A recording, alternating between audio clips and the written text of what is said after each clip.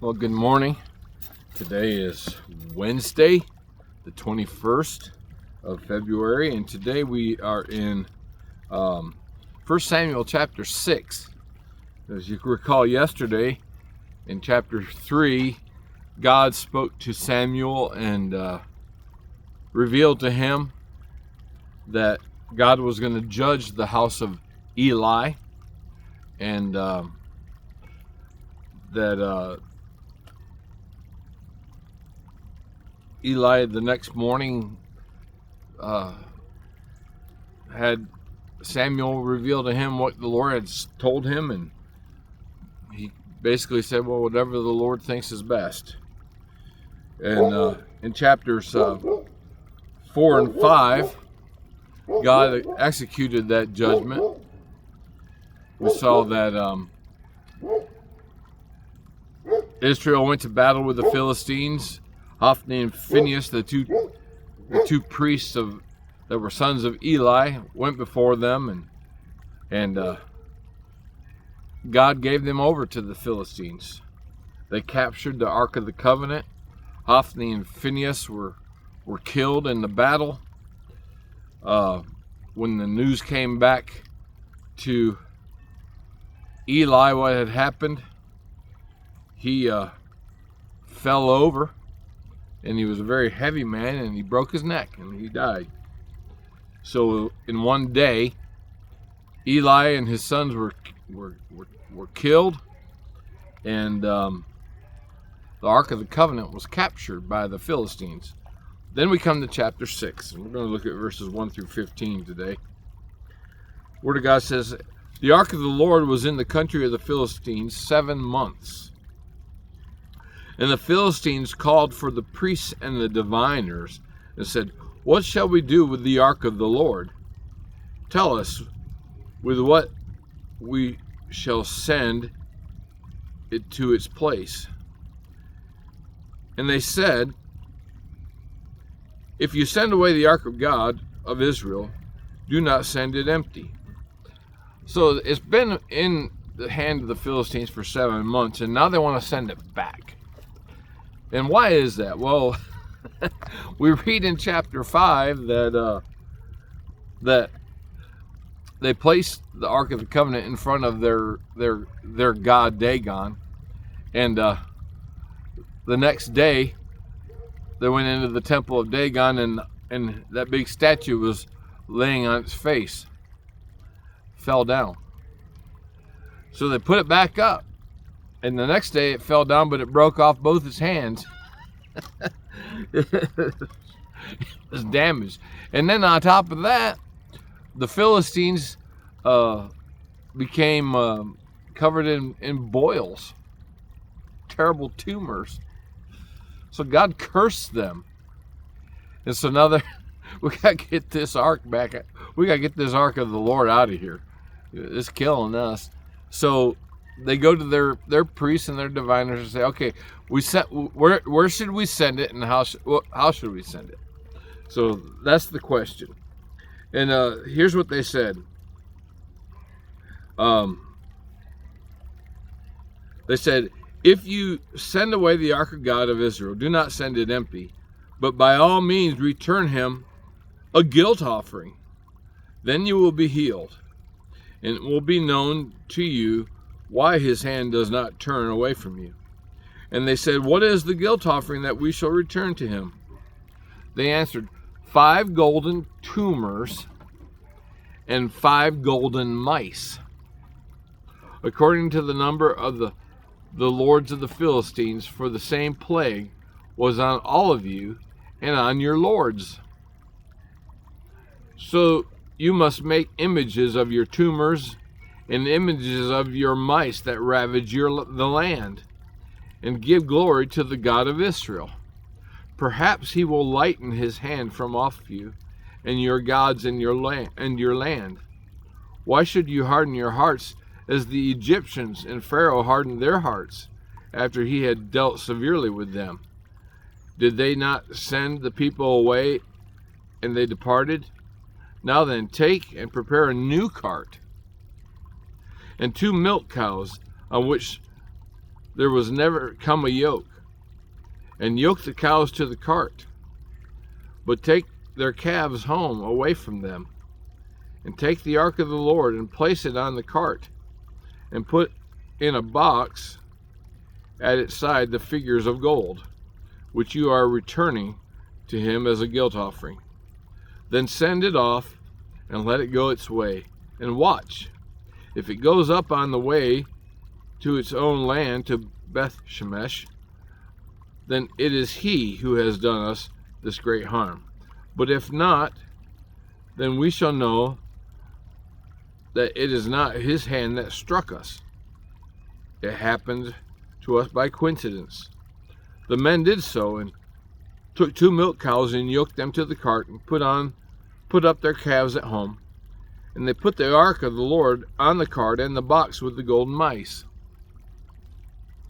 the images of their tumors. And the cows went straight in the direction of Beth Shemesh, along one highway, lowing as they went. They turned neither to the right nor to the left. And the lords of the Philistines went after them as far as the border of Beth Shemesh. Now the people of Beth Shemesh were reaping their wheat harvest in the valley. And when they lifted up their eyes and saw the ark, they rejoiced to see it. The cart came into the field of Joshua of Beth Shemesh and stopped there. A great stone was there, and they split up the wood of the cart and offered the cows as a burnt offering to the Lord. And the Levites took down the ark of the Lord and the box that was beside it, in which were the golden figures, and set them upon the great stone. And the men of Beth Shemesh offered burnt offerings and sacrificed sacrifices on that day to the Lord. So, kind of a strange, interesting account of the Philistines trying to rid themselves of the curse of the tumors and the mice destroying their crops and their food and everything. And so the priests of the Philistines say, build a brand new cart, get two cows with calves, lock up the calves. Now, this was kind of a test, because the milk cows would have been inclined to return to their calves, their mothers after all. They would have been wanting to feed their babies, and yet they are led by God back to the people of Israel in Beth Shemesh, and God returns the ark to his people. Now, the interesting thing is, back in chapter 5, God allowed the ark to fall into the hand of the Philistines. He allowed it, but then he cursed the Philistines for having it.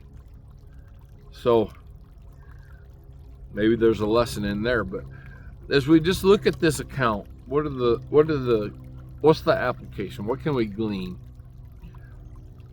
If we apply the specs and ask those questions, is there any sin to forsake, any promise to claim, or principle to apply, any example that we can learn from, or command to obey, or anything to be thankful for?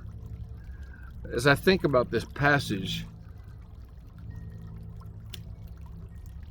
I can't say that I see a sin that stands out.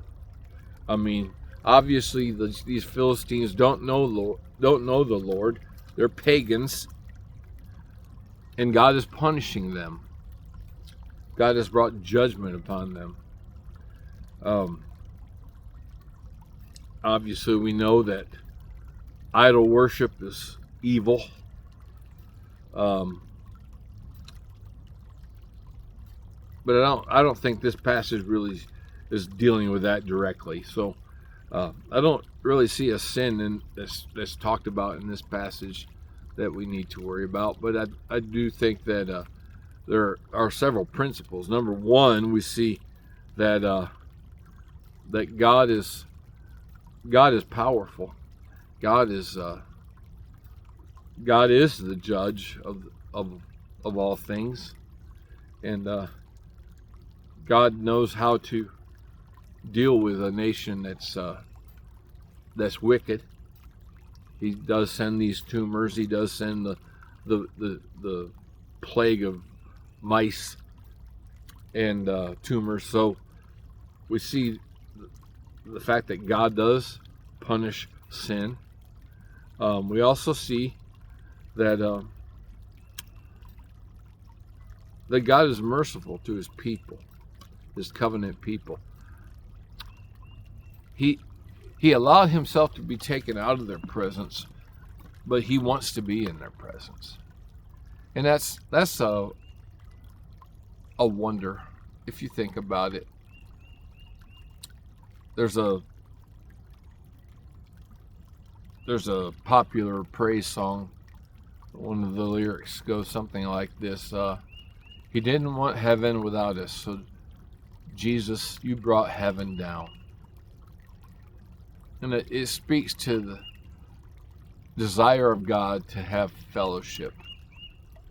We go back to the very beginning of Genesis. Adam and Eve in the garden. And there's the Lord coming to fellowship with them in the evening, in the still of the day. And he desires that fellowship so much that when that fellowship was broken by sin, he sent his only son to deal with that problem and to die in our place, so that through Christ we can be restored to that right relationship with God. And that's something that's described here in a way, in the fact that God forces the Philistines to return the Ark of the Covenant, which spoke of his presence and his blessing to the people of Israel. And he forces them to return him to the people of Israel. And I think that speaks to God's desire to be with his people. And so what about example? Is there an example here we can learn from? Well, we see that even these pagan people could understand that they needed to be that they recognized God. They said, why should we be like Pharaoh? He didn't learn his lesson. He got destroyed. Let's let this ark go back home and not pursue it. I mean, let's be rid of it. And so what does that say about our society and much of the attitude of the world today, where there is absolutely no fear of God, no reverence about the things of God at all? I mean, even those pagan idol worshipers recognized that the God of Israel was sovereign.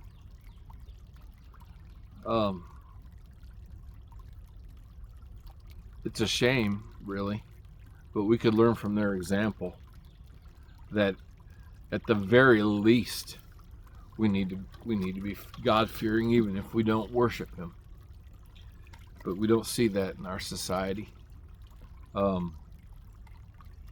other examples can we learn from? Well, we see the response of the people of Israel when they see that ark coming down the road, and they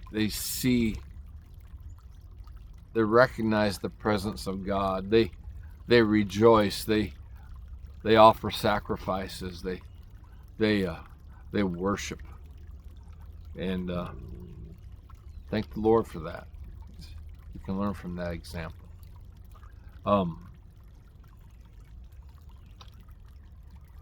Are there any commands in this passage that we need to obey or heed? I don't see one that's really applicable for us. But what about things to be thankful for? Well, yes. As I mentioned earlier with the principle that God desires our fellowship. Have you ever just stopped to wonder why in the world would the God of the universe, the one who created the sun, moon, and stars, would be concerned about us at all? With all of our problems, with all of our sin, and